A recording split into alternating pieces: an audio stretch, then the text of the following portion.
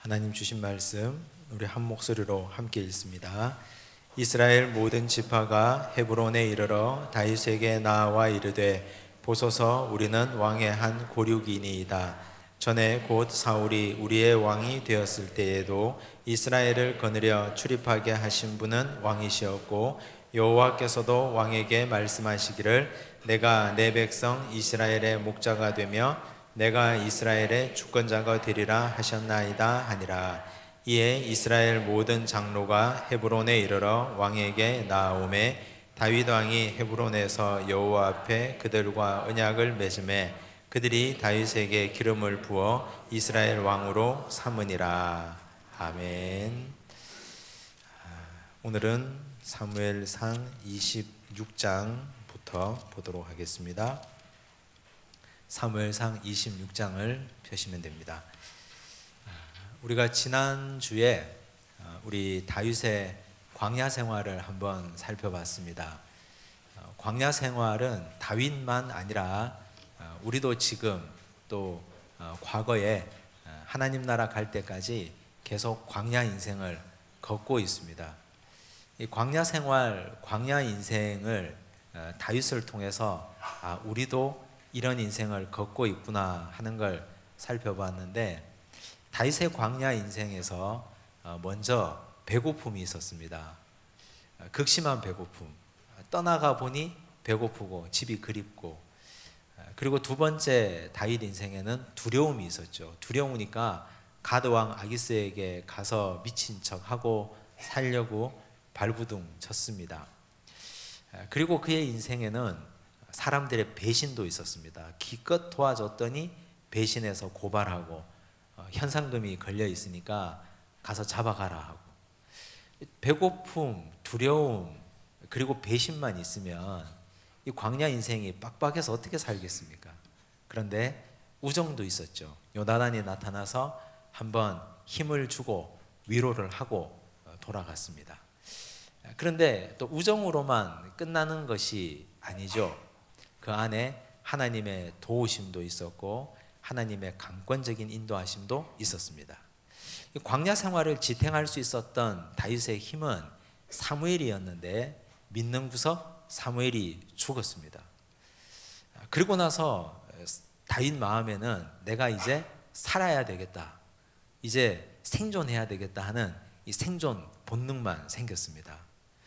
그래서 다윗이 살기 위해서 독해져야 되고 살기 위해서 강팍해져야 됩니다.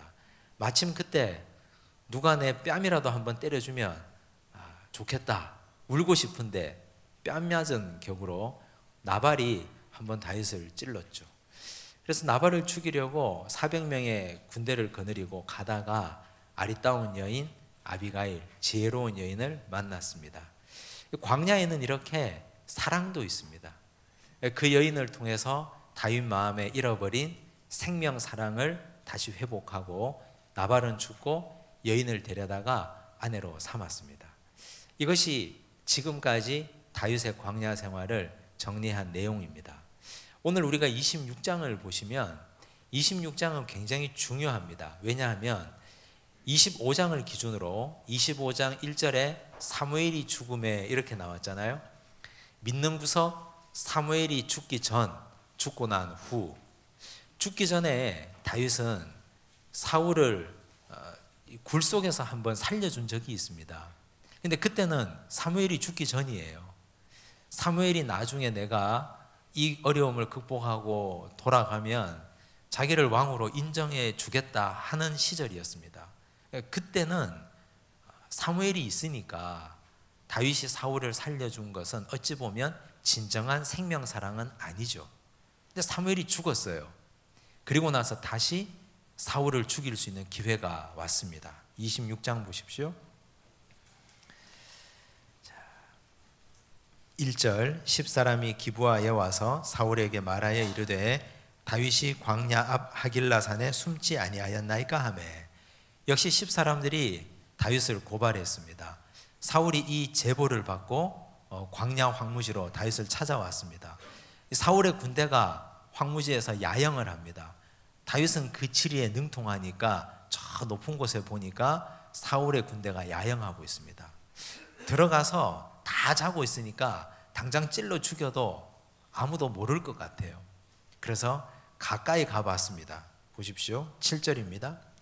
다윗과 아비새가 밤에 그 백성에게 나아가 본즉 사울이 진영 가운데 누워 자고 창은 머리 곁땅에 꽂혀 있고 아브넬과 백성들은 그를 둘러 누웠는지라. 주변에, 다윗 주변에 있는 사람들이 이때야말로 하나님이 주신 절호의 기회입니다. 빨리 죽입시다 그래요. 8절 아비새가 다윗에게 이르되 하나님이 오늘 당신의 원수를 당신의 손에 넘기셨나이다. 그러므로 청하오니 내가 창으로 그를 찔러서 단번에 땅에 꽂게 하소서. 내가 그를 두 번 찌를 것이 없으리이다 하니. 왜 아비새가 자기가 죽이겠다 할까요? 다윗이 사울을 죽이는 걸 꺼려하는 걸 알았어요. 이미 이전에 동굴에서 있었던 사건으로. 그러니까 가만히 계십시오. 제가 해결하겠습니다. 허락만 하시면 제가 해결하겠습니다. 그런데 다윗은 허락하지 않습니다. 11절 보십시오. 내가 손을 들어 여호와의 기름 부음 받은 자를 치는 것을 여호와께서 금하시나니 너는 그의 머리 곁에 있는 창과 물병만 가지고 가자 하고.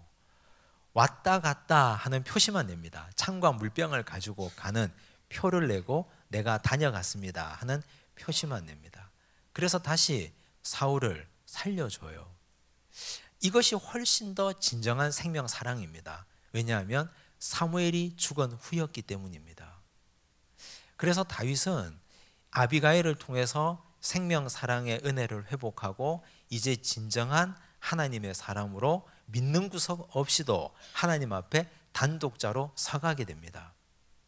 우리가 신앙생활 하면서 이건 내 참 믿는 구석인데, 광야 생활하면서 내가 이것만 있으면 그래도 내가 의지하고 살 텐데 하는 것이 갑자기 사라지는 순간 이성을 잃을 수 있는데, 그때 다시금 정상 자리로 돌아오는 데는 사람의 도움이 필요합니다. 넘어져 있을 때는 누군가가 일으켜 세워줘야 되고, 다윗같이 이렇게 이성을 잃고 막다른 길로 달려갈 때는 아비가일 같은 지혜로운 여인의 도움이 필요합니다. 그 도움을 힘입어서 다윗은 다시 정상으로 돌아왔습니다. 27장으로 가겠습니다. 이제 다윗은 식구가 늘었어요. 결혼도 하고 광야에서 사랑도 찾고 이제 사람도 늘었고, 원래 다윗과 함께 했던 군대가 아둘람 굴에 400명이 모였거든요. 근데 시간이 지날수록 몇 명이 더 불었습니까? 200명. 총 600명이에요. 600명의 식솔들이 함께 있고, 또 다윗도 가정을 이루고 나니까 나보다 이 사람들의 안위가 걱정이 되는 거죠. 먹여야 되니까, 살려야 되니까. 이제는 믿는 구석도 없고 어쨌든 살아야 됩니다. 그래서 다윗은 고민이 많았습니다. 27장 1절 보십시오. 다윗이 그 마음에 뭘 했습니까? 생각하기를. 이 생각이 많은 사람이 항상 엉뚱한 짓을 해요. 생각이 많은 사람. 생각이 많은 건 좋은 건 아니에요. 생각 없는 것보다는 괜찮은데 차라리 생각 없고 믿음이 있는 게 낫습니다. 단순하고 확실하게. 나는 그냥 단순하다. 그런데 믿음은 있다. 이게 낫지. 믿음이 조금 부족한데 생각이 많다. 그러면 막다른 길로 치닫습니다. 이 사람 보십시오. 내가 후일에는 사울의 손에 붙잡히리니. 생각이 많으니까 부정적인 마음이 드는 거죠. 블레셋 사람들의 땅으로 피하여 들어가는 것이 좋으리로다. 생각하다 보니까 이런 결론에 도달했어요. 사울이 이스라엘 온 영토 내에서 다시 나를 찾다가 단념하리니 내가 그의 손에서 벗어나리라 하고, 생각하다 보니까 이렇게 돼버렸어요. 2절 다윗이 일어나 함께 있는 사람 600명과 더불어 가드왕 마옥의 아들 아기스에게로 건너가니라. 이전에 한번 미친 척 했던 가드왕 아기스에게 또 갑니다. 이제는 600명의 군대를 거느리고 가서 이제는 귀순하는 겁니다. 정치적 망명을 하는 거죠. 혼자 왔을 때보다 함께 협상도 하고 그 가드왕 아기스에게 내가 당신에게 도움이 될 것입니다 하는 걸 보여주는 거죠. 이렇게 생각한 다윗의 계획이 일견 들어맞은 것처럼 보입니다. 4절 보십시오. 다윗이 가드에 도망하는 것을 어떤 사람이 사울에게 전하매 사울이 다시는 그를 수색하지 아니하니라. 이제 평화가 왔어요. 이제 염려 걱정 다 없어졌어요. 5절 다윗이 아기스에게 이르되 바라건대 내가 당신께 은혜를 입었다면 지방 성읍 가운데 한 곳을 내게 주어 내가 살게 하소서. 좀 떨어져 살고 싶다는 거죠. 7절 다윗이 블레셋 사람들의 지방에 산 날수는 1년 4개월이었더라. 6절에 보니까 아기스가 그에게 시글락이라는 성을 주었고 다윗은 시글락에서 1년 4개월 16개월 동안이나 모처럼 편안한 생활을 했어요. 이제는 위협이 없으니까 그곳에서 먹고 살 걱정 없이 그냥 편안하게 살았어요. 그런데 세상에 공짜는 없습니다. 이 단순한 논리인데 사람들은 공짜의 유혹에 쉽게 빠집니다. 내가 땀 흘려 노력한 만큼 얻어야 되는 게 세상의 이치고 하나님의 이치인데 이렇게 안전을 보장받는다면 반드시 대가 지불을 해야 돼요. 그래서 다윗도 이렇게 편안히 살고 있으니까 왠지 모르게 눈치가 보이는 거죠. 눈치를 누가 줬을까요? 아기스가 주는 거죠. 너는 여기 와서 먹고 마시고 편안하게 안전만 누리고 있느냐, 가서 밥값 좀 해라, 이런 눈치를 자꾸 준 것 같아요. 하니 다윗이 어떤 생각을 하느냐, 8절 보십시오. 다윗과 그의 사람들이 올라가서 그술 사람과 기르스 사람과 아말렉 사람을 침노하였으니, 아말렉 사람이 중요합니다. 그들은 옛적부터 술과 애굽 땅으로 지나가는 지방의 주민이라. 다윗이 그 땅을 쳐서 남녀를 살려두지 아니하고 양과 소와 나귀와 낙타와 의복을 빼앗아 가지고 돌아와 아기스에게 왔습니다. 혼자 이렇게 자기들 600명 군대와 함께 사는 것이 눈치 보이니까 가서 지나가는 사람 뒤통수 쳐서 전리품 빼앗아다가 아기스에게 갖다 바치는 거예요. 아기스가 이렇게 묻습니다. 11절 아기스가 이르되 너희가 오늘은 누구를 침노하였느냐 하니 다윗이 말합니다. 여기서 거짓말을 해요. 유다 네겝과 여라무엘 사람의 네겝과 겐 사람의 네겝이니이다 하였더라. 유다가 중요하죠. 유다 사람들을 침공해서 전리품을 가져왔습니다. 이건 아기스의 마음을 굉장히 흡족하게 합니다. 왜냐하면 다윗이 완전히 정치적 망명을 했구나, 완전히 전향했구나. 우리의 숙적이었고 우리의 대적인 유다, 이스라엘을 다윗이 쳐서 전리품을 가져오고 사람을 죽이고 양과 소와 노비를 가져고 오는구나, 이렇게 해서 완전히 믿게 하는 거예요. 그런데 차마 다윗은 진짜 자기 민족을 치지는 못했어요. 그런데 안심시키려고 거짓말을 했습니다. 12절 보십시오. 아기스가 다윗을 어떻게 했어요?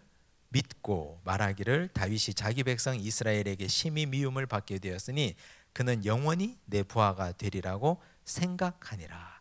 생각하니라에 줄치세요. 왜 중요하냐? 아까 우리 1절에 봤죠. 27장 1절에 다윗이 그 마음에 무엇하기를? 생각하기를. 믿지 않는 사람들도 생각은 하고 살아요. 하나님 없는 사람도 다 계산하고 다 생각하고 삽니다. 근데 우리 믿는 사람들도 세상의 꼼수와 갖은 생각으로 여러 머리를 굴려봐도 믿지 않는 사람들도 다 생각하고 산다니까요.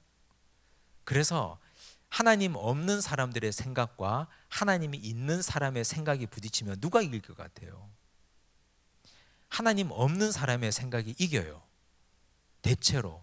왜냐하면 예수 믿는 사람들이 대체로 좀 어리숙해요. 조금 모자라요. 생각은. 이 모자란 생각들을 우리는 뭐로 채워야 됩니까? 기도로 채워야 돼요. 기도로. 주로 하나님 믿고 사는 사람들이 자기 나름대로는 똑똑하고 지혜롭다고 머리를 막 굴리는데 세상에 공중의 권세 잡은 사람들보다 훨씬 더 모자랄 때가 많습니다. 이 사람들도 다 생각하고 산다니까요. 공짜로 주겠습니까? 공짜로 이 사람들의 안전을 보장하겠습니까? 그리고 아기스도 다윗을 이용해 먹으려고 생각한 거죠. 28장 보십시오. 1절 그때 블레셋 사람들이 이스라엘과 싸우려고 군대를 모집한지라. 아기스가 이제 때를 만났어요. 다윗에게 이르되 너는 밝히 알라. 너와 내 사람들이 나와 함께 나가서 군대에 참가할 것이니라. 다윗 마음이 어떠했을까요? 가슴이 철렁 내려앉죠. 지금까지 거짓말했는데, 지금까지 우리 민족 유다 사람 침공해서 다 빼앗아온다 했는데, 이제는 적군 선봉에 내세워서 직접 전장에 나가서 이스라엘의 칼을 겨누라 하니까 두려운 거죠. 다윗은 피할 수 없습니다. 2절, 다윗이 아기스에게 이르되 그러면 당신의 종이 행할 바를 아시리이다 하니, 아기스가 다윗에게 이르되 그러면 내가 너를 영원히 내 머리 지키는 자를 삼으리라 하니라. 이렇게 해서 나가요. 29장 보십시오. 자, 어떻게 할까요? 이제 이렇게 다윗이 아기스의 군대 장관이 되어서 나가요. 근데 블레셋이라는 나라는 좀 특별합니다. 5부족 연합체입니다. 5부족이 함께 모여서 한 국가를 이룹니다. 그래서 5방백의 장들이 모여서 항상 같이 의논하고 같은 결정을 합니다. 지금 5방백들이 함께 모여서 이스라엘과 대규모 전쟁을 벌이는 거예요. 29장 1절 보십시오. 블레셋 사람들은 그들의 모든 군대를 아벡에 모았고 이스라엘 사람들은 이스라엘에 있는 샘 곁에 진쳤더라. 3절 보십시오. 블레셋 사람들의 방백들이 이르되, 아기스 빼고 몇 명이요? 4명. 4명의 방백들이 이 히브리 사람들이 무엇을 하려느냐 하니, 아기스가 블레셋 사람들의 방백들에게 이르되 이는 이스라엘 왕 사울의 신하 다윗이 아니냐. 그가 나와 함께 있은 지 여러 날 여러 해로되 그가 망명하여 온 날부터 오늘까지 내가 그의 허물을 보지 못하였노라. 아기스는 이 사람을 보장한다는 거죠, 다윗을. 근데 4명의 방백들이 안 된다는 겁니다. 절대 안 된다, 믿을 수 없다. 4절, 블레셋 사람의 방백들이 그에게 노한지라. 블레셋 방백들이 그에게 이르되 이 사람을 돌려보내어 왕이 그에게 정하신 그 초소로 가게 하소서. 쫓아내라 그래요. 이건 누가 도우신 겁니까? 하나님이 도우신 거예요. 하나님이 개입하셔서 막다른 골목에 몰려있는 다윗을 도우신 거예요. 기도하지 않고 자기 생각으로 가서 1년 6개월 동안 한 번도 하나님 찾지 않고 자기 멋대로 거짓말까지 일삼았던 다윗을 하나님이 완전히 코너에 몰리니까, 절벽에 몰리니까 하나님이 직접 개입하셔서 블레셋 방백들의 마음을 움직이신 겁니다. 그래서 아기스가 다윗을 불러요. 야, 내가 너를 여기에서 사용하고 싶은데 저 사람들이 너를 믿지 못하니 어쩌겠느냐. 시간이 약이니 미안하지만 돌아가 있으라. 다윗은 잘됐다, 큰일 날 뻔했다. 예, 그리고 가는 거죠. 그런데 우리 하나님은 아주 빈틈없습니다. 왜 빈틈이 없느냐? 하나님은 이렇게 다윗을 고통 가운데, 어려움 가운데, 자기가 어떻게 할 수 없는 상황 가운데서 이렇게 건져서 일단 살려놓고 보셔요. 살려놓고 보시지만 그 다음 어떻게 하십니까? 때리십니다. 이제 우리가 지난번에 창세기 할 때도 공부했는데, 아브라함이 애굽에 내려가잖아요. 먹을 게 없어서. 자기 아내 사라를 누이라 속이고 이집트에 가서 거짓말 일삼잖아요. 애굽 왕 바로에게 아내를 빼앗깁니다. 손 쓸 수 없어요. 근데 하나님이 꿈에 바로에게 나타나서 아내를 찾아줘요. 그렇게 찾아줘요.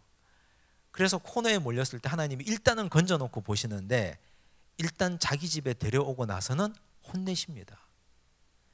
이집트에 내려갔다가 누가 딸려왔습니까? 하갈이 딸려왔어요. 하갈이.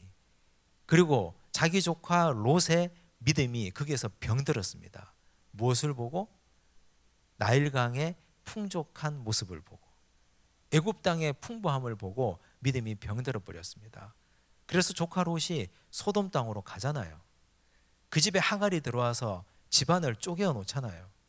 지금 여기도 똑같은 현상이 벌어집니다. 돌아왔어요. 시글락에 돌아왔어요. 어떤 일이 벌어졌습니까? 30장 1절. 다윗과 그의 사람들이 사흘 만에 시글락에 이른 때에 아말렉 사람들이 이미 네겝과 시글락을 침노하였는데 그들이 시글락을 쳐서 불사르고, 아까 우리가 아말렉을 주목해 보라 그랬죠. 다윗이 아기스에게 잘 보이려고 아말렉 사람들을 쳐서 전리품을 갖다 바쳤거든요. 그러니까 다윗이 시글락성을 비웠다는 얘기를 듣고 아말렉 사람들이 와서 다 불사질렀습니다. 그 다음에 3절. 다윗과 그의 사람들이 성읍에 이르러 본즉 성읍이 불탔고 자기들의 아내와 자녀들이 사로잡혔는지라. 다 잡아가고 없어요. 불나고 텅텅 비었어요, 성이. 다윗과 그와 함께한 백성이 울 길이 여기 없도록 소리를 높여 울었더라. 여기서 심각한 일이 벌어져요. 6절 백성들이, 여기 백성들은 몇 명입니까? 600명의 다윗과 생사고락을 같이 하겠다는 군대예요. 백성들이 자녀들 때문에 마음이 슬퍼서 다윗을 돌로 치자 하니, 이런 상황까지 벌어졌어요. 다윗이 크게 다급하였으나, 다급하면 어떻게 됩니까? 이제 그의 하나님 여호와를 힘입고 용기를 얻었더라. 8절 다윗이 여호와께 묻자와 이르되 내가 이 군대를 추격하면 따라잡겠나이까 하니, 한 번도 기도하지 않다가 생각만 해가지고 가드왕 아기스에게 왔다가 지금까지 자기 혼자 잘 먹고 잘 살고 안전하게 거하다가 이제 와서야 하나님께 기도하는 거예요. 이제 와서. 생각은 이렇게 비참한 결과를 맞이하는데 다윗은 원래 기도하는 사람이었어요. 광야에서 길을 잃을 때, 두려움에 있을 때 하나님께 기도해야 됩니다. 기도하니까 하나님 어떻게 말씀하십니까? 여호와께서 그에게 대답하시되 그를 쫓아가라. 네가 반드시 따라잡고 도로 찾으리라. 하나님도 속도 없으시지 이렇게 기도한다고 즉시 대답해 주셔요. 하나님은 기다리시는 거거든요. 기도하기를, 나에게 나와서 엎드리고 기도하기를.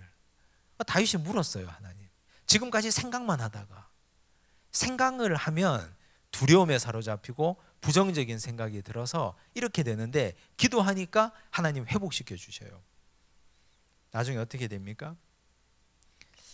18절 보십시오. 다윗이 아말렉 사람들이 빼앗아갔던 모든 것을 도로 찾고 그의 두 아내를 구원하였고 그들이 약탈하였던 것 곧 무리의 자녀들이나 빼앗겼던 것은 크고 작은 것을 막론하고 아무것도 잃은 것이 없이 모두 다윗이 도로 찾아왔고 다윗이 또 양떼와 소떼를 다 되찾았더니 무리가 그 가축들을 앞에 몰고 가며 이르되 이는 다윗의 전리품이라 하였더라. 하나도 잃은 것이 없이 다 찾았더라. 이렇게 되어 있어요. 다윗의 이 광야 생활 가운데 거의 막바지에 있었던 일인데 여기서 우리가 기억할 수 있는 건 생각하지 말고 기도하라는 겁니다.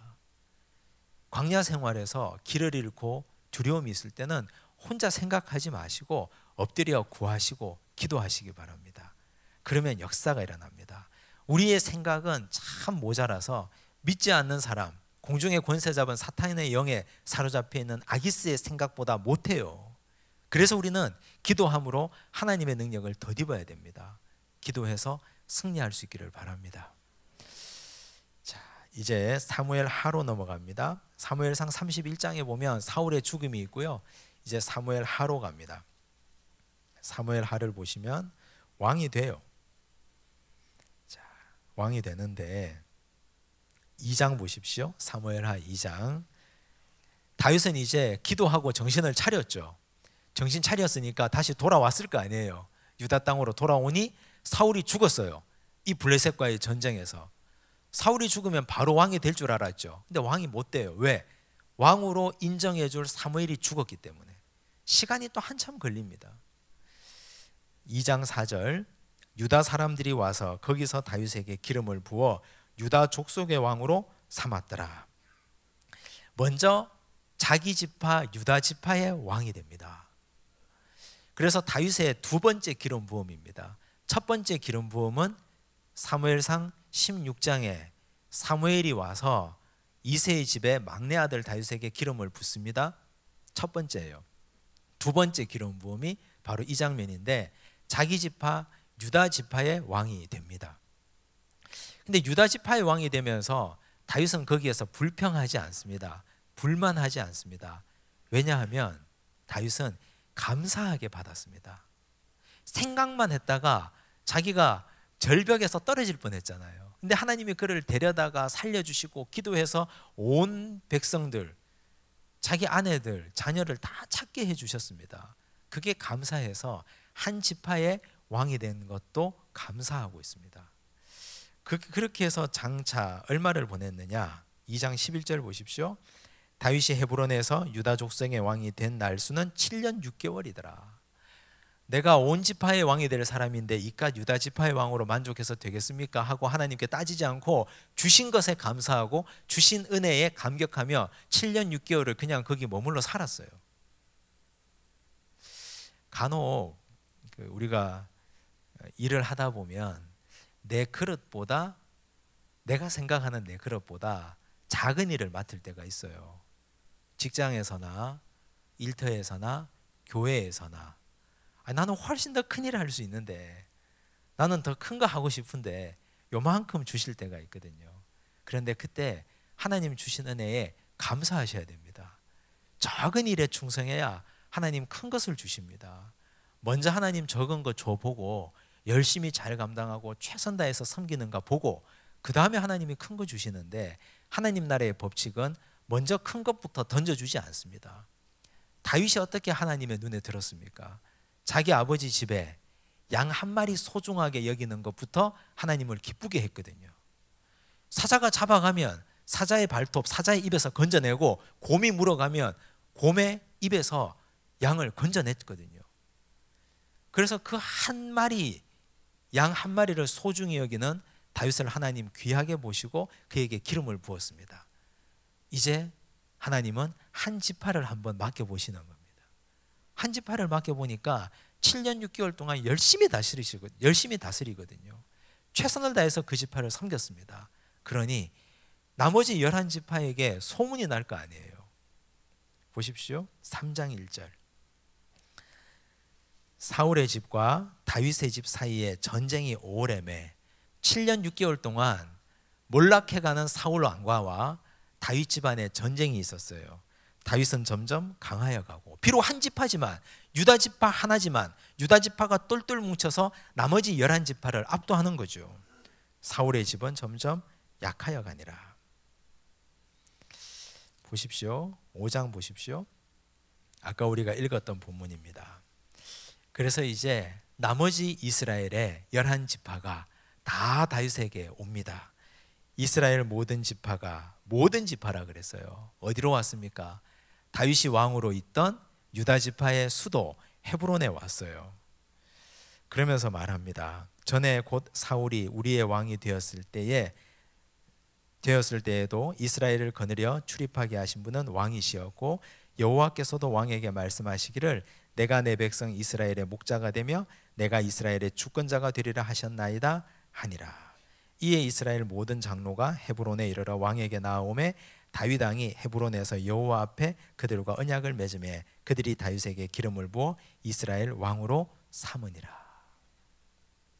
이렇게 해서 세 번째 기름 부음, 완전한 통일 이스라엘의 왕이 됩니다. 다윗은 사울에게 쫓겨다니던 세월 10수년, 유다 지파의 왕으로 7년 6개월, 이 세월을 다 견디고 왕이 돼요. 4절 보십시오.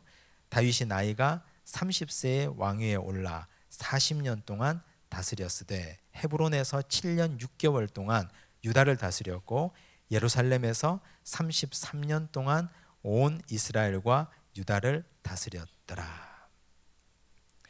그래서 다윗이 이렇게 40년 동안 온 나라, 유다를 포함한 온 나라를 다스린 왕이 되었습니다. 우리가 이 다윗의 일생을 통해서 알 수 있는 건, 하나님 앞에 매일매일 진실하고 성실하게 하루를 열심히 살면 하나님은 반드시 그를 들어 사용하신다는 겁니다. 하나님 나를 사용해 주십시오. 아무리 떠들어 봐도 자기의 삶에 성실하지 못하고 최선을 다하지 않으면 사용하시지 않아요. 왜냐하면 하나님의 일이 얼마나 소중한데 하나님의 사람을 대충 사용하시겠습니까? 이리 살펴보고 저리 살펴봐서 쓸만한 사람을 쓰시지. 그래서 다윗처럼 쓰임받기 원한다면 하루하루를 정말 쪼개어서 열심히 살아야 됩니다. 다윗처럼 맡겨준 일에 기쁘게 최선을 다해서 잘 감당하고. 7장으로 갑니다. 중요한 다윗 언약이 나옵니다. 7장을 보시면 다윗이 이제 1절 보십시오. 여호와께서 주위의 모든 원수를 무찌리사 왕으로 궁에 평안히 살게 하신 때, 사람은 보통 평안히 살게 되면, 내 몸이 편하면, 다른 염려가 없으면 딴 생각을 하게 되는데 다윗이 어떤 생각을 해요? 왕이 선지자 나단에게 이르되 볼지어다 나는 백향목궁에 살거늘 하나님의 궤는 휘장 가운데 있도다. 성전을 건축하고 싶다는 생각을 해요. 그래서 나단에게 이 뜻을 전합니다. 나단이 하나님께 뜻을 고했습니다. 근데 하나님이 말립니다. 말리시고 하시는 말씀 11절 보십시오. 11절 하반절 보시면 여호와가 또 내게 이르노니 여호와가 너를 위하여 집을 짓고. 나는 너의 마음만 받겠다는 거죠. 네가 이렇게 마음을 품었은즉 나는 너의 마음만 받고 네 마음이 너무 소중하니 이제 내가 너를 위하여 집을 짓겠다. 12절 끝에 보시면 내 씨를 내 뒤에 세워 그의 나라를 견고하게 하리라. 13절 그는 내 이름을 위하여 집을 건축할 것이요 나는 그의 나라 왕위를 영원히 견고하게 하리라. 영원히 견고하게 되었어요. 왜요? 다윗의 후손에서 예수 그리스도가 나셨기 때문에. 이게 다윗 언약입니다. 이 다윗 언약의 핵심은 순전한 마음이에요. 순전한 마음만 품으니까 하나님이 그 마음을 받으시고 이미 성전을 지은 것보다 훨씬 더 큰 축복을 다윗에게 부어주셨습니다. 마음만 품었을 뿐인데 우리 마음이 하나님 앞에 깨끗하고 순전하면 하나님 내 마음 받으시고 하나님 우리 집도 지으시고 자손 만대에 복을 더하신다는 사실입니다. 그 다음 11장으로 가겠습니다. 11장을 보시면 다윗의 죄가 나옵니다.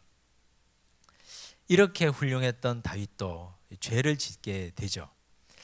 다윗의 범죄는 사무엘 하에는 이렇게 상세하게 나와 있는데 역대기에는 밧세바 사건이 쏙 빠져 있어요. 그래서 사무엘 하를 상세하게 보셔야 됩니다. 11장 1절 그 해가 돌아와 왕들이 출전할 때가 되매 다윗이 요압과 그에게 있는 그의 부하들과 온 이스라엘 군대를 보내니 그들이 암몬 자손을 멸하고 랍바를 에워쌌고 다윗은 예루살렘에 그대로 있더라. 옛날 전쟁은요 주로 국경 분쟁이 많았어요. 국경이 요즘처럼 이렇게 딱딱딱 정확하게 되어 있지 않으니까 요즘도 인도하고 중국하고 국경 분쟁이 있잖아요. 요즘도 그런데 옛날에는 얼마나 더 했겠어요. 그냥 국경 수비대가 대충 그냥 한밤중에 밀고 올라오면 그게 국경이에요. 근데 그 다음날 이쪽 나라에서 보니까 정신 차리고 보니까 분명히 이 셈이 우리 국경에 있었는데 그 다음날 빼앗긴 것 같아요. 그래서 그 다음날 밤에는 또 밀고 올라가고 그래서 대충 싸우는 거예요. 그러다가 국경 분쟁이 있다가 언제 한번 날을 정해가지고 이 국경을 정확하게 정하자 그런 날이 있습니다. 그때가 언제냐? 농번기가 아닌 농한기입니다. 주로 징집에 편한 농한기 때 여러 국경을 가지고 있는 나라들이 농한기 때 농번기 때 징집하면 백성들이 힘드니까 사람들의 일손이 좀 덜할 때 그때 징집해서 전쟁을 한번 하자, 한번 싸워서 자웅을 겨루자. 그래서 지금 암몬 자손과 국경 분쟁이 벌어졌어요. 그럼 누가 나가야 됩니까? 해가 돌아와 누가 출전할 때가 되매 왕들이 출전할 때가 되매 왕이 나가야 돼요. 자웅을 겨루는데 왕이 나가야 되는데 왕은 안 나가고 누구를 보냈습니까? 요압을 보냈어요. 다윗은 어디에 있어요? 예루살렘에 그대로 있더라. 안 나갈 만 하니까 안 나갔겠죠, 사실. 객관적으로 봐도. 왜요? 이제는 통일 이스라엘의 왕이 되었고 이제는 다윗이 옛날처럼 작은 한 지파의 왕이 아니고 여러 주변 나라를 다 복속시킨 대단한 왕이 되었으니까 이제는 내가 안 가도 요압 장군 하나만 보내도 충분히 저 정도는 처리할 수 있으니까 안 갔겠죠. 그런데 하나님이 그를 세우신 목적에는 부합하지 못하다는 게 문제입니다. 하나님이 다윗을 세우실 때는 목자로 세우셨어요. 목자로 세우셨다는 말은 목자는 양이 가는 곳에는 항상 목자가 가야 돼요. 목자가 앞장서야지 누가 갑니까? 이 위험한 전쟁에 왕이 가서 목자가 가서 하나님께 물어봐야 되잖아요. 이 전쟁 해야 됩니까? 말아야 됩니까? 심하다 때마다 우리 백성들이 위기에 처할 때 기도하고 하나님께 엎드려 구해야 되는데 안 갔어요. 태만입니다. 지금 11장에서 간음도 하고 살인도 해요. 근데 이 큰 죄가 들어오는 통로는 태만의 죄였습니다. 그리스도인들이 있어야 할 자리에 있지 않게 될 때 하나님이 내가 있기를 원하시는 자리가 어디예요? 여러분들 어디에 있어야 됩니까?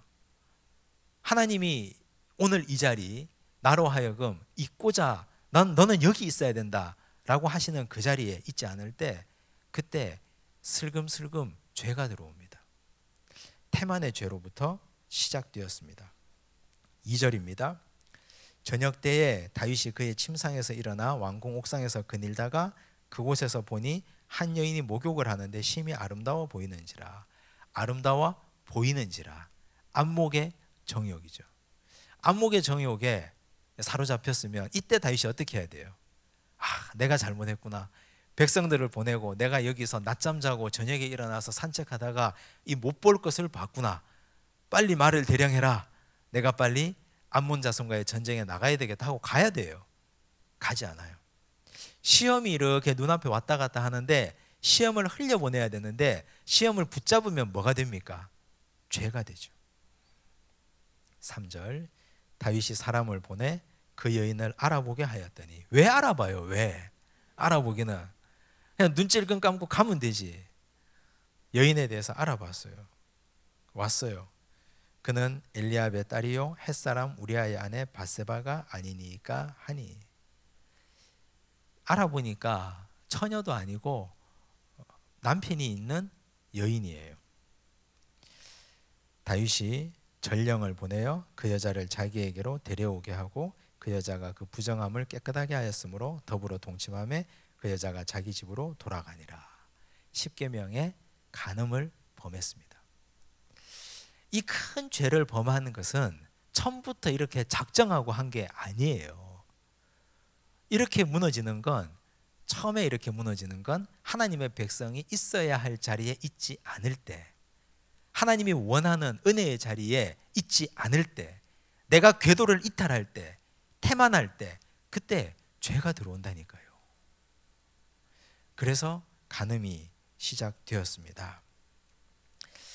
임신했다는 소식을 들었어요. 아기를 가졌다는 얘기를 듣습니다.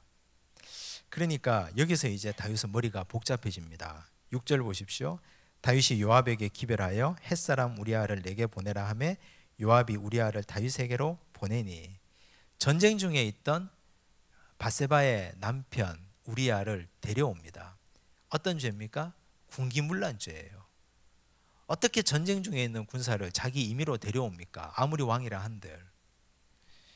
우리아를 데려다가 자기가 동침한 죄를 숨기기 위해서 데려다가 수고를 격려해주고 내가 너를 특별히 휴가를 줘서 불렀으니 네 집에 들어가서 쉬라 했는데 우리아는 충성된 군인이어서 집에 들어가지 않습니다. 뜰에서 야영합니다. 성 밖에서 야영해요. 얼마나 충성된 신하입니까? 얼마나.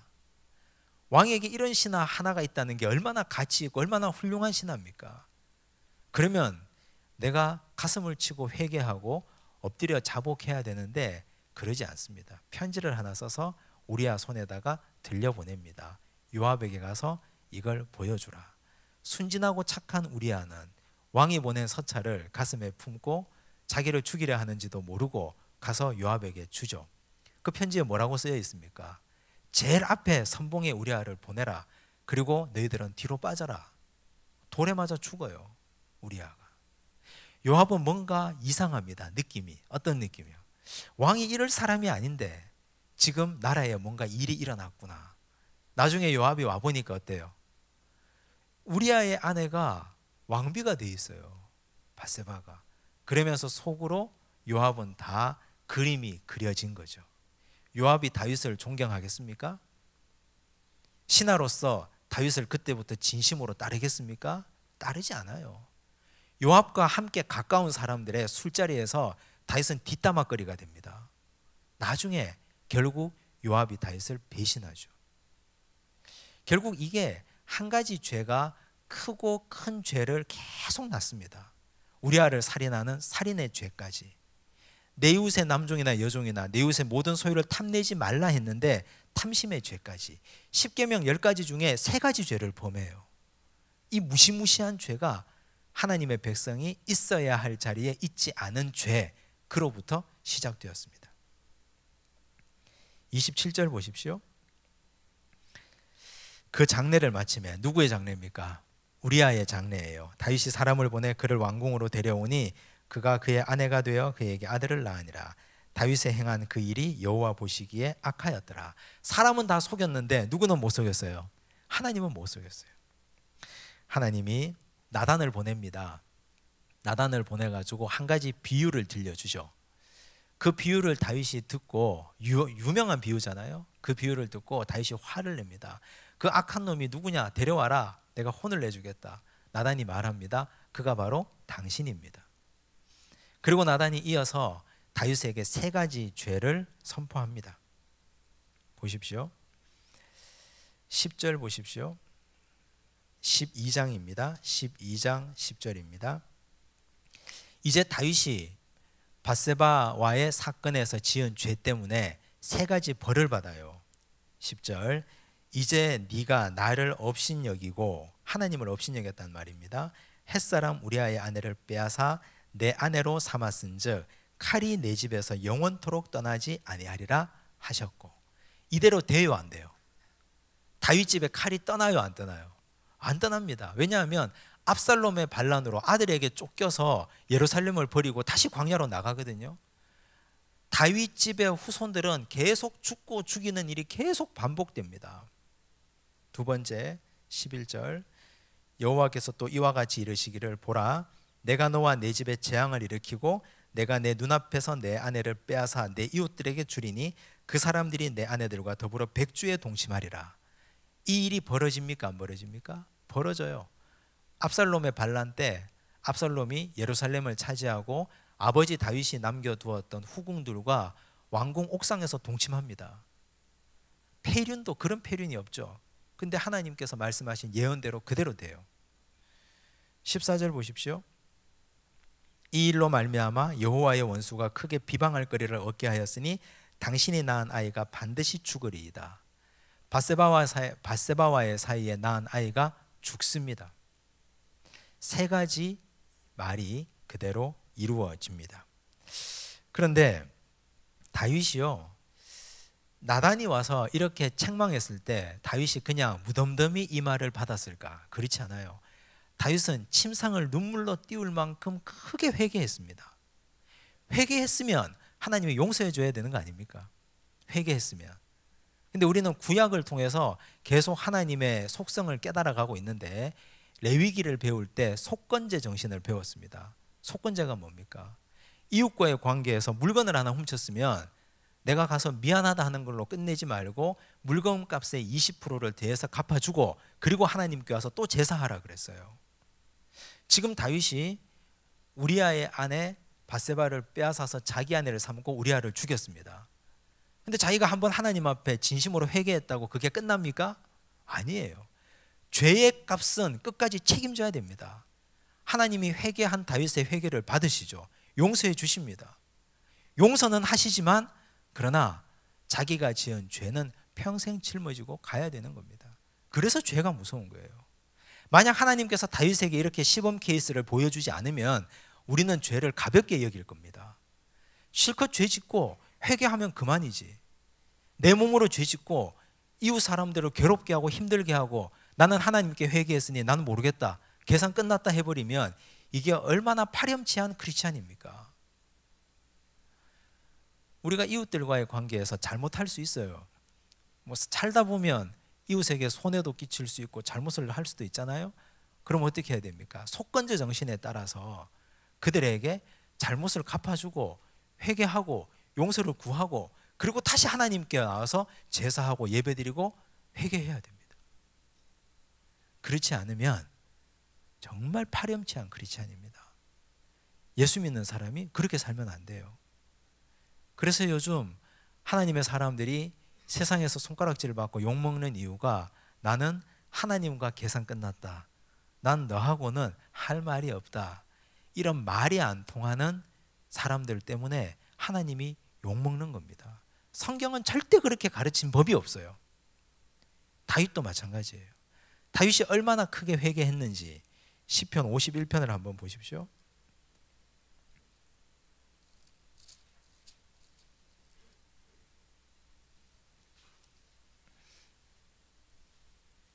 시편 51편. 시편 51편은 다윗의 회개시입니다. 시편 51편 표제어를 보십시오. 다윗의 시 인도자를 따라 부르는 노래. 다윗이 밧세바와 동침한 후 선지자 나단이 그에게 왔을 때, 나단이 그에게 와서 책망했을 때 다윗이 회개한 이후에 하나님께 슬픈 노래를 지어서 드렸습니다. 1절 하나님이여 주의 인자를 따라 내게 은혜를 베푸시며 주의 많은 긍휼을 따라 내 죄악을 지워주소서. 3절 무릇 나는 내 죄과를 아오니 내 죄가 항상 내 앞에 있나이다. 9절 주의 얼굴을 내 죄에서 돌이키시고 내 모든 죄악을 지워주소서. 10절 하나님이여 내 속에 정한 마음을 창조하시고 내 안에 정직한 영을 새롭게 하소서. 11절이 중요하죠. 나를 주 앞에서 쫓아내지 마시며 주의 성령을 내게서 거두지 마소서. 11절을 고백한 이유는 다윗이 누구를 생각해서 그랬냐 하면 사울을 생각해서 그런 거예요. 사울이 하나님의 영이 떠나서 악령이 그에게 임해서 미친 짓을 하는 걸 봤잖아요, 다윗이. 그래서 다윗은 사울 앞에서 수금을 켜고 사울의 영혼을 진정시킨 일을 했지 않습니까? 죄지은 사울이 어떻게 패망해 가는지를 다윗이 직접 봤어요. 내가 이런 큰 죄를 짓고 나에게도 성령이 떠나고 악령이 임해서 내가 그렇게 될까 봐 두려웠던 거죠. 그래서 하나님께 전심을 다해서 회개합니다. 진심으로 회개했어요. 12절 주의 구원의 즐거움을 내게 회복시켜 주시고 자원하는 심령을 주사 나를 붙드소서. 이렇게 간절하게 회개했는데 하나님은 이 회개를 받으셨어요.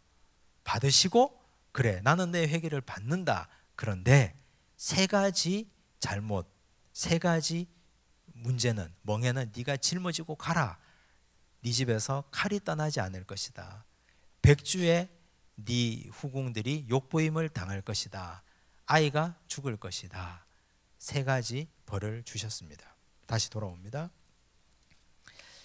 그래서 13장부터는요 사무엘하 쭉 끝까지가 다 다윗이 하나님께 받은 벌을 상세하게 기록하고 있습니다. 그 집에 칼이 떠나지 않은 이야기들, 다윗 말년에 일어났던 여러 가지 반란들, 그런 이야기들이 사무엘하 끝까지 계속해서 이어지고 있습니다. 오늘 우리가 이 다윗의 이야기 마지막까지를 보면서 세상에 완전한 사람은 없다는 걸 알게 되죠. 다윗같이 하나님의 마음에 합한 사람이었고 그렇게 완벽한 사람이었던 것 같은 다윗이 이렇게 마지막에 태만의 죄로 시작해서 결국 큰 죄를 세 가지나 범하게 되고 하나님께 큰 벌을 받게 되는 걸 보면서 우리도 절대 자만할 수 없다. 선줄로 생각할 때 넘어질까 조심하라 한 말씀처럼 계속 깨어 있어야 된다는 걸 깨닫게 됩니다. 우리 교재 25쪽을 한번 보십시오. 사무엘 상하를 보면서 시편을 함께 보는 이유는 다윗이 지은 시가 시편 중에 73편이나 있기 때문입니다. 그래서 다윗의 시편을 우리가 함께 보려고 하는데 시편을 쭉 보시면 이건 뭐 참고하시면 됩니다. 그리고 26쪽 보시면 다윗의 일생과 함께하는 시편을 우리가 좀 봐야 되는데 가드 왕에게 미친 척하는 다윗은 살펴봤고 위기에 처한 다윗도 보았고 그 중에 시편 138편을 한번 보겠습니다. 138편. 시편 138편은 다윗이 사울에게 쫓겨다니면서 지은 시예요. 사울에게 쫓겨다니면서 성전에 못 들어가 봤잖아요. 하나님의 궤 앞에 와서 엎드리고 예배드리지 못했거든요. 그래서 시편 138편을 지었는데 다윗이 하나님의 성전을 사모하는 간절한 마음, 하나님의 언약궤가 있는 곳을 사랑하는 간절한 마음이 여기에 들어 있습니다. 2절 보십시오. 내가 주의 성전을 향하여 예배하며 주의 인자하심과 성실하심으로 말미암아 주의 이름에 감사하오리니. 성전을 어떻게 해요? 향하여. 다윗이 언제나 광야에 있으면서 하나님의 궤가 있는 곳을 향해서 예배드렸다는 말입니다. 내가 직접 그 앞에 가서 엎드려 예배드리지 못하지만 하나님 계신 그곳을 향해서 예배드립니다. 7절 보십시오. 내가 환난 중에 다닐지라도 주께서 나를 살아나게 하시고 주의 손을 펴사 내 원수들의 분노를 막으시며 주의 오른손이 나를 구원하시리이다. 다윗은 항상 피해 다니면서도 성전을 향하여 예배하는 성전 신앙을 가지고 있었습니다. 그래서 몸이 아파서 예배당에 잘 못 나오시는 분들도 다윗처럼 성전 신앙을 가지고 성전을 향하여 예배하면 하나님 받으세요. 하나님이 늘 받으시고 하나님이 그 중심, 그 마음을 헤아리십니다. 원수 시편을 한번 볼게요. 시편 69편을 한번 보십시오. 시편 150편 중에 원수 시편이 많이 있습니다. 이름을 원수 시편이라고 붙인 이유는 다윗이 원수 때문에 분통이 터져서 화가 나서 기록한 시거든요. 이걸 보면 원수 시편을 잘 읽어보면 어떻게 다윗이 이런 말까지, 이런 막말까지 내뱉을 수 있나 하는 내용들이 나와요. 먼저 69편 한번 보십시오. 69편 24절. 주의 분노를 그들의 위에 부으시며 주의 맹렬하신 노가 그들에게 미치게 하소서. 다윗이 원수가 누굽니까? 사울이잖아요.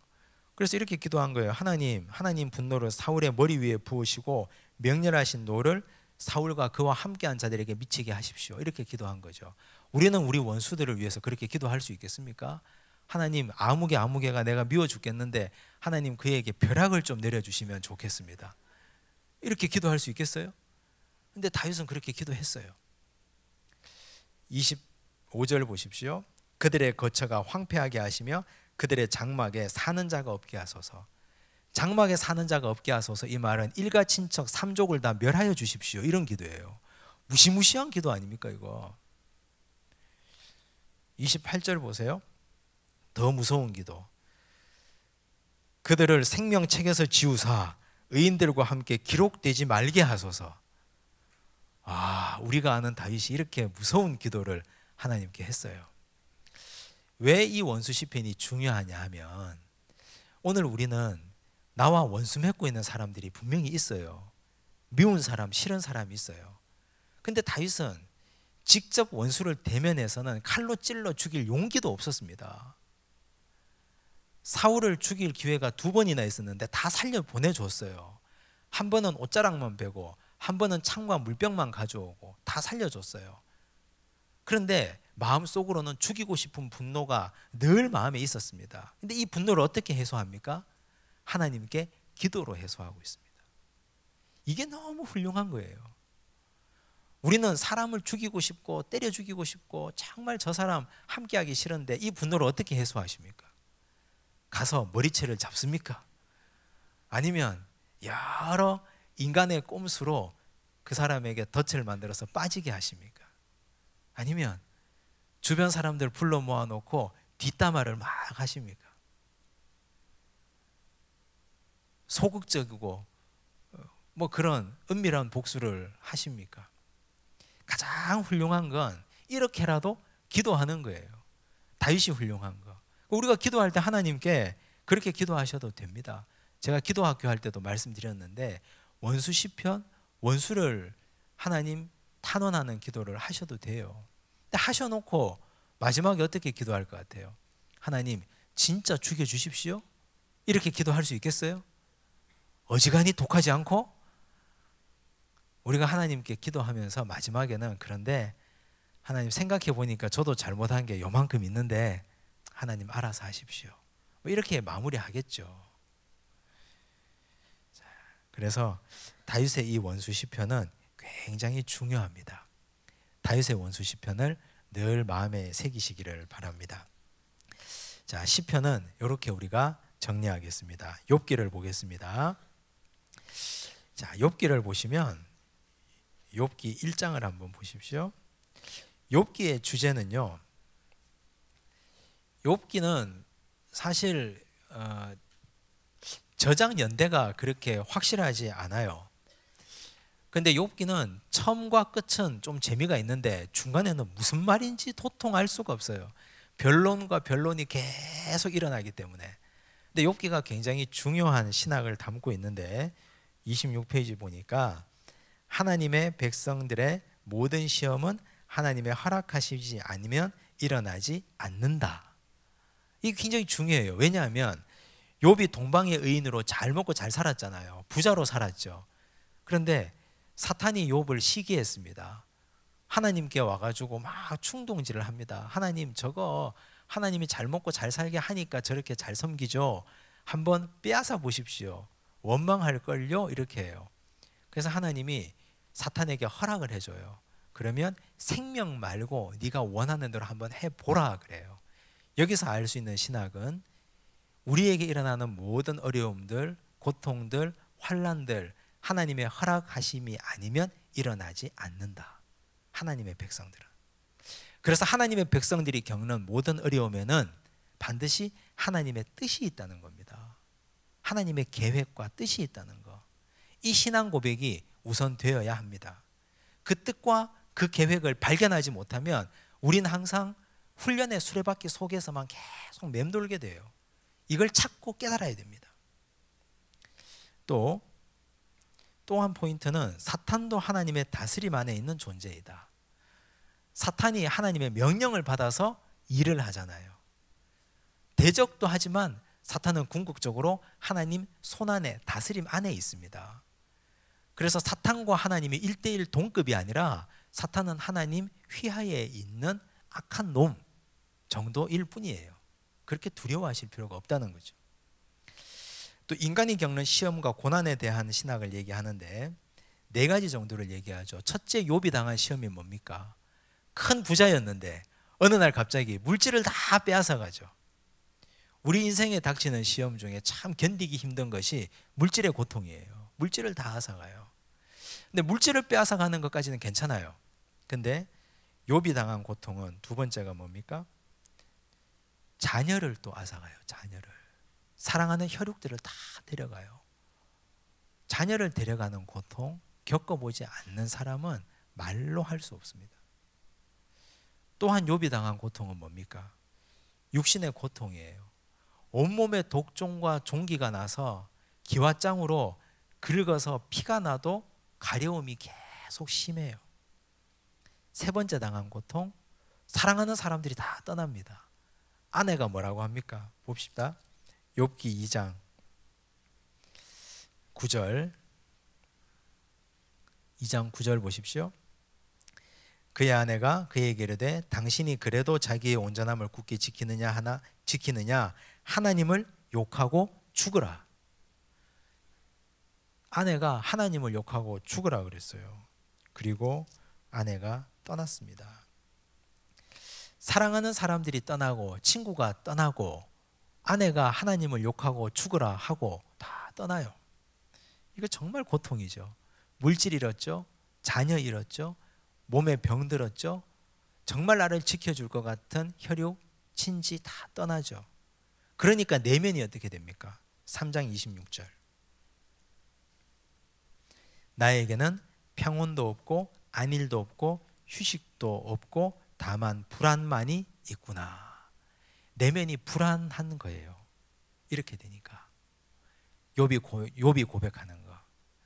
그래서 인간이 겪는 시험과 고난은 이 범주입니다. 물질의 고통이나 자녀를 잃은 고통이나 또 육체적 고난이나 사랑하는 사람이 떠나는 것이나 내면의 불안이나 이런 것들이 인간이 겪는 모든 고통들을 다 포함하고 있습니다. 이럴 때 욥이 어떻게 합니까? 그럼에도 불구하고 하나님을 향하여 원망하지 않습니다. 잘 버티는 거예요. 어쨌든 견디는 거예요. 찬양도 하지 못하지만 그러나 원망도 하지 않습니다. 그리고 하나님을 저주하지 않고 그냥 버팁니다. 버티는 게 힘이고 버티는 것이 지혜예요. 잘 버텼더니 마지막에 어떻게 됩니까? 42장 보십시오. 욥기 42장